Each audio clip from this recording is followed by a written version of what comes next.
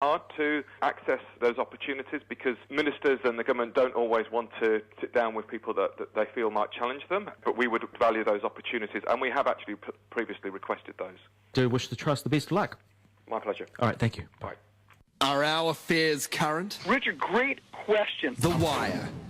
Now, thankfully, Selwyn Manning has kindly come back to us so that we can actually talk to him. Just quickly, had some feedback on that last story. Number ending in 6343. Rent those people a house and they just wreck it fast. I've seen and fixed them for years and they live like pigs. Oh, I guess that's one viewpoint there. Anyway, Selwyn, we've got you on the phone now. With the SIS, I hear they've been busy raiding houses in Auckland. And, of course, when they rocked up, presented the warrant, they told the owner, don't talk to the media. But I guess we're talking about it now. Yeah, that's certainly right. And just to refresh people's knowledge of this, yesterday a veteran Pacific journalist, Mike Field, broke the story where New Zealand SIS raided the Mount Albert dairy of the former Fiji Cabinet Minister. The Mount Albert dairy? Yeah, Rejesh Singh.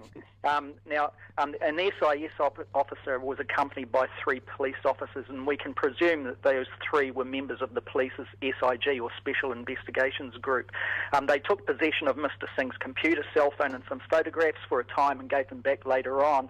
Now, it looks like this was, there's a big question around this. Was this alleged assassination plot supposedly of a plot to assassinate Frank Bainimarama, the military leader of Fiji at the moment? Now, was this alleged assassination plot really a credible threat, or just simply a product of clashing divisions within pro-democracy Fiji groups that are living here in New Zealand? Now, it looks likely the SIS and SIG investigation is also attempting to ascertain those questions, for just 1, 2, 3 type of thing here.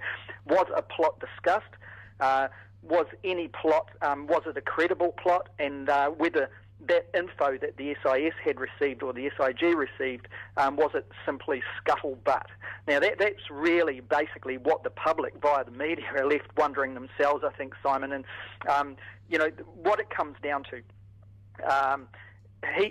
when Rejesh Singh went public yesterday, he said the SIS indicated they were inquiring into this alleged plot that involved the former Colonel Tevita Mara, Ratu Tevita Mara, who has been in self-exile in Tonga after he was alleged he's the one that worked a plot to overthrow Frank Bainimarama back in Fiji. And here's the one the Fijian government demand get handed back, is that correct? Yeah, and no one was going to hand him back. Now, he visited New Zealand two weeks ago, and the assumption is that the allegations centre around whether or not Tevita Mara, when he was in New Zealand, discussed some sort of assassination plot. Now, when you look does this plot fit ethnic lines? We have an Fijian Indian dairy owner. Well, this is where it gets occupant, complex. dairy versus a indigenous Fijian dictator. Exactly, but it gets even deeper than this. There's a really weird twist to this inquiry. Now, the former Cabinet Minister, Rejesh Singh, who the SIS raided yesterday, he claims to be a friend of Tevita Mara's and has been a friend for 40 years. Now, he is aligned to pro-democracy groups here in Auckland. Now, back in July last year, in 2011, the group Coalition for Democratic Reform, in Fiji, it laid a complaint to the New Zealand police seeking Tevita Mara be arrested on crimes of torture and acts of anti-human rights kind of acts. Now, that they alleged occurred in the immediate post-coup period back in 2006, 2007. Now, in July, it was evident that there was a division amongst those pro-democracy groups that had settled in New Zealand, some in exile and some not. That caused Tevita Mara's friend Rejesh Singh to split away from the coalition group and form a chapter in New Zealand of an Australian group which is more nationalistic, called Fiji Democracy and Freedom Movements. Now, why I detailed that, Simon, is because at that time, in July last year, clearly the divisions amongst the pro-democracy groups were spilling out into the public arena. Even on Radio New Zealand, there was a public spat between those in one of the groups against Rejesh Singh on the other. Now, where this all fits in the sense that where did the SIS get their information from? Was it a result of widespread surveillance, or whether or not it was via a tip-off? We will never know.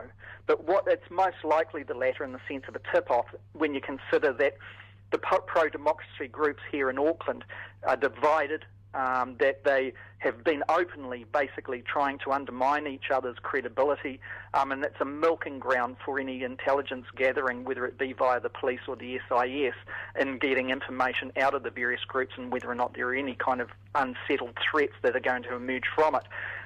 The challenge really still remains from the public's point of view, I suppose, to put answers to those questions. Was there any threat discussed? That's one.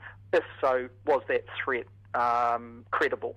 And secondly, did it involve Tevita Mara, who's currently in Nuku'Alofa, as to whether or not he had a role in that discussions? We really don't know anything more than that. What we do know is the clash certainly has rocked these groups, that the divisions created that perfect opportunity for the SIS and the SIG to glean ongoing information. So that's about the sum total of it, Simon. It seems to me, I don't have warm fuzzies for the SIS, but they actually seem to come across as fairly responsible here. I mean, the New Zealand government isn't exactly Bainimarama's number one fan. They could have let this go, but they haven't. They've nipped it in the bud, it seems, if these allegations are true. Yeah. What do you make? I mean, we've got a neutral security service here. Yeah, well, of course, if there's an issue of criminality, that's why I elevate the idea of the SIG being involved. It's the police's special investigations group. Now, that investigates issues of intelligence, issues of criminality when they're attached to intelligence. There's this weird situation where Rejesh Singh says that when the SIS officer produced a warrant for his gear to be confiscated, that he was not able to keep a receipt of that. Now, that would suggest possibly the SIS was doing that, and that there's a big question mark about the legalities around not actually giving him a copy of that. If it was just the SIG there, one would expect the police would have had a signed warrant and left him a copy of it, with also a receipt of the gear that they were trying to take. But we do not know. We weren't there. We do not know the details from both sides, and we're most likely never to know that.